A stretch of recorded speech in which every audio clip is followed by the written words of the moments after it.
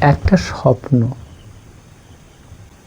একটি মাঝিবিহীন নৌকায় দুজনে পাশাপাশি বসা, হাত দিয়ে জল ঠেলা,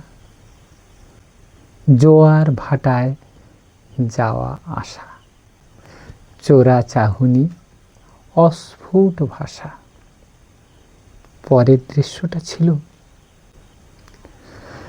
দীর্ঘ সময় পেরিয়ে ছোট্ট একটা সংসার, কাদামাটির সদাগন্ধময় ঘরে, নরম বিছানায়, দুজন দুধারে,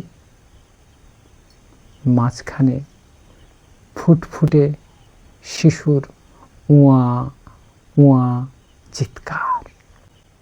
সম্ভবত ওই চিৎকারেই ঘুম ভেঙেছিল।